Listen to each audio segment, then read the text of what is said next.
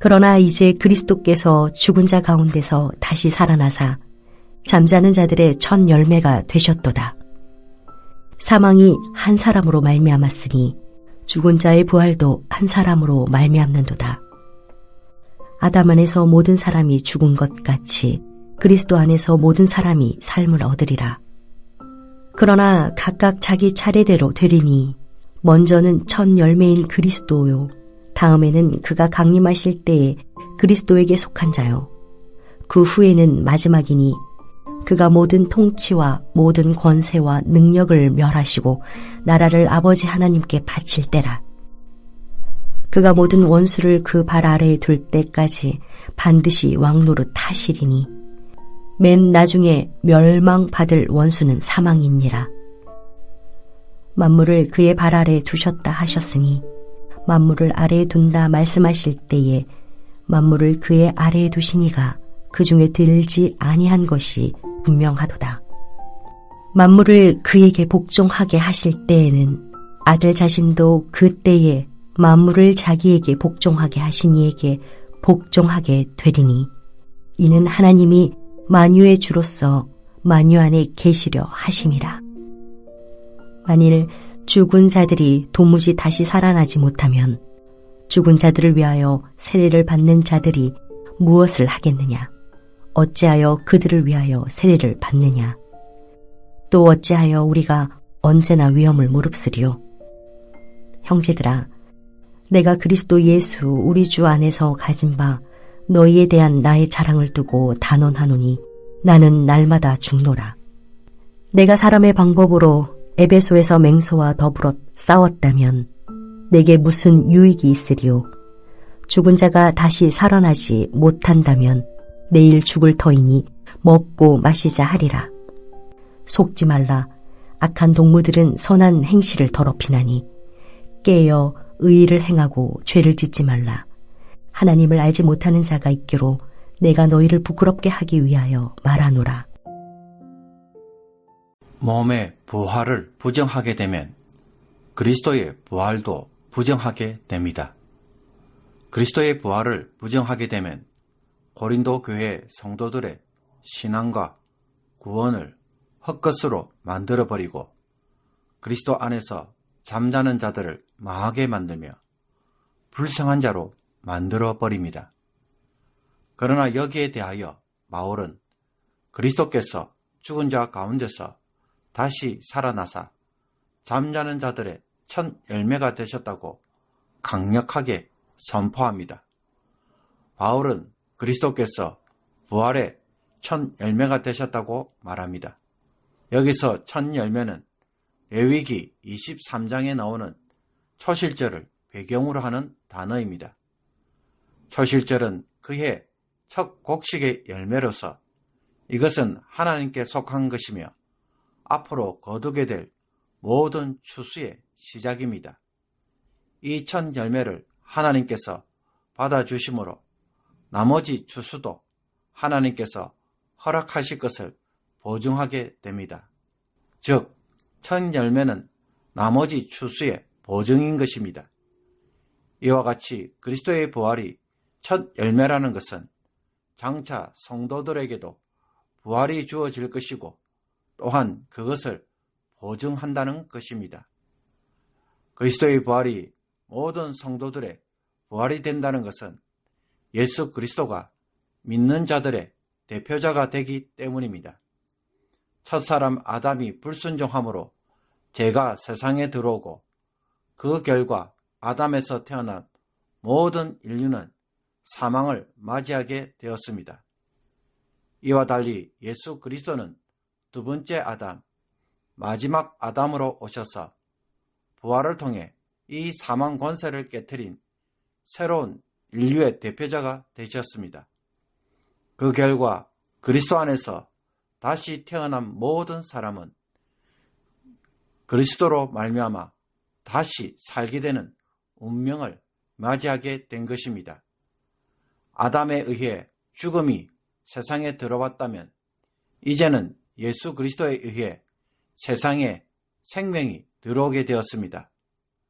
죽음이 확실한 만큼 부활 역시 죽음을 정복한 사건으로 우리에게 주어진 것입니다.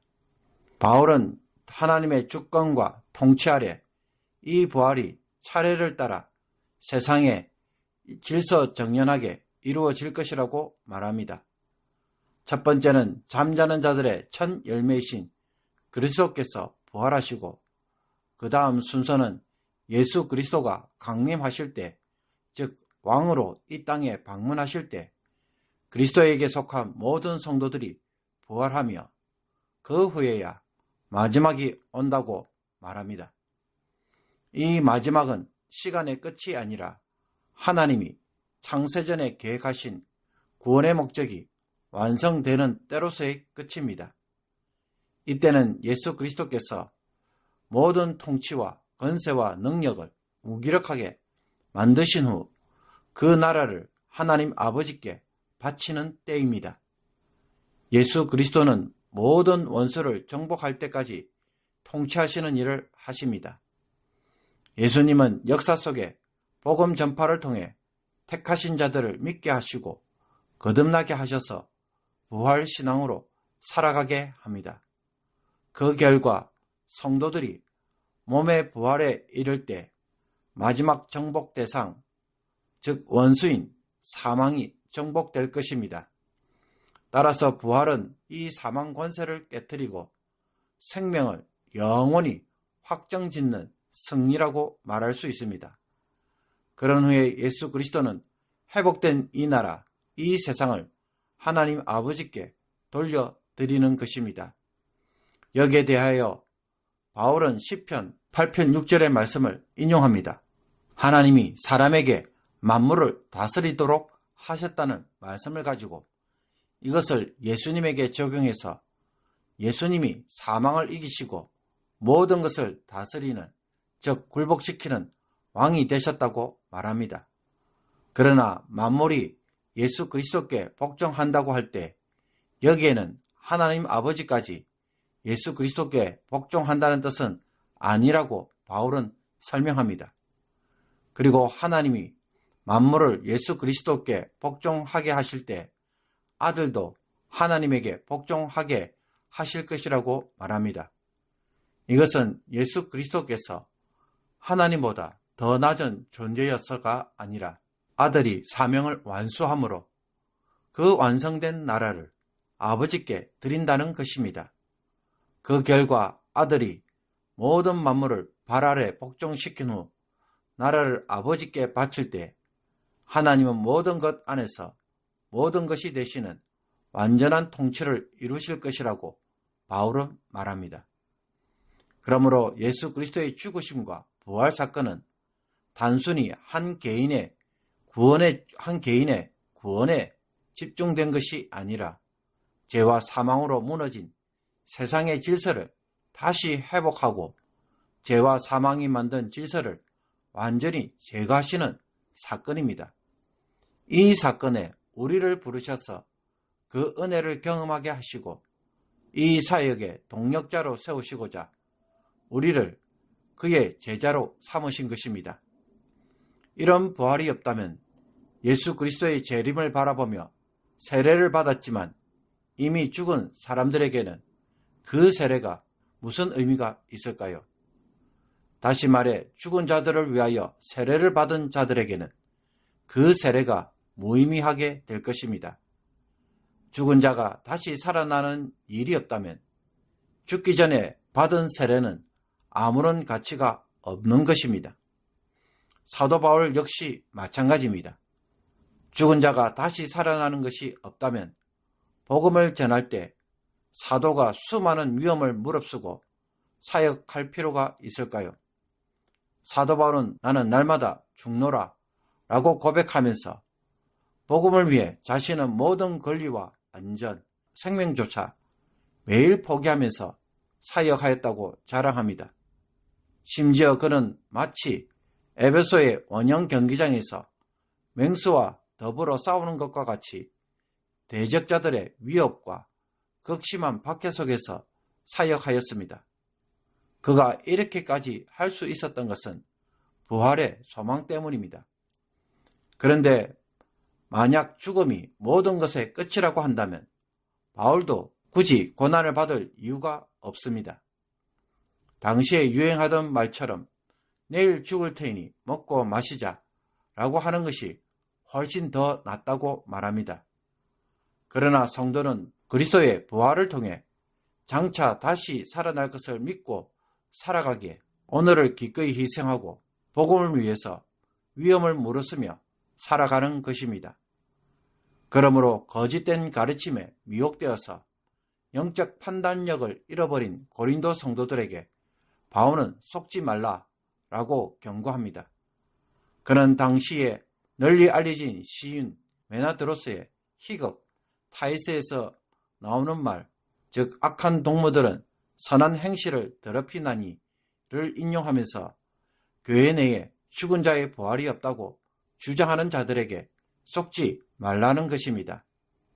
그리고는 깨어 의를 행하고 죄를 짓지 말라라고 권면합니다. 부활신앙을 부정하는 자들의 말은 오늘을 거룩하게 살도록 하는 것이 아니라 내일 죽으니 오늘은 먹고 마치자라고 하면서 도덕적 방종과 쾌락주의로 사람을 이끌기 때문입니다. 바울은 이런 주장을 하는 자들에 대해 하나님을 알지 못하는 자라고 감히 말합니다. 부활을 믿지 않는 것으로 보아 하나님을 아는 지식이 전혀 없다는 것입니다. 죽은 자를 얼마든지 살리시는 전능하신 하나님의 능력을 부정하는 것은 곧 그분이 누구이신지를 모르는 것과 다를 바가 없기 때문입니다. 그래서 바울은 너희를 부끄럽게 하기 위하여 이 말을 한다고 밝힙니다. 그들의 무지함을 깨우쳐서 회개와 바른 믿음으로 이끌기 위해 감히 하나님을 알지 못하는 자라고 평가한다는 것입니다. 예수님이 부활하셔서 잠자는 자들의 첫 열매가 되셨다는 것은 성도들도 함께 나중에 부활할 것을 보여주는 증거입니다. 동시에 이것은 예수님의 부활로 인해 부활이 가져오는 사건이 지금부터 시작되었다는 뜻이기도 합니다. 그 결과 그리스도께 속한 자가 모두 부활하게 될 때 세상은 드디어 하나님 나라가 될 것입니다. 그때는 죄와 사망의 권세가 제거되므로 세상은 의의 나라가 되고 생명이 다스리는 나라가 되며 새 하늘과 새 땅이 될 것입니다. 새로운 시대가 펼쳐지게 되는 것입니다. 그런 부활이 모든 성도들에게 일어나도록 하기 위해 그리스도께서 2000년 전에 부활하신 것입니다. 예수 그리스도께서는 아직도 악이 기성을 부리고 사망이 지배하는 이곳에서 자신의 죽음과 부활을 믿는 자들 속에서 역사되게 하심으로 몸의 부활에까지 참여하는 자들을 계속 만들어가고 계십니다. 첫 열매인 그리스도의 부활이 모든 성도들에게 적용되도록 하시는 일을 성령을 통해 지금도 하고 계시는 것입니다. 부활의 생명과 새로운 삶이 성도에게 적용되므로 거룩한 자가 되어서 몸의 부활에 참여할 수 있도록 준비하고 계시는 것입니다. 그러므로 그리스도의 부활 사역은 곧 우리의 전도 사역입니다.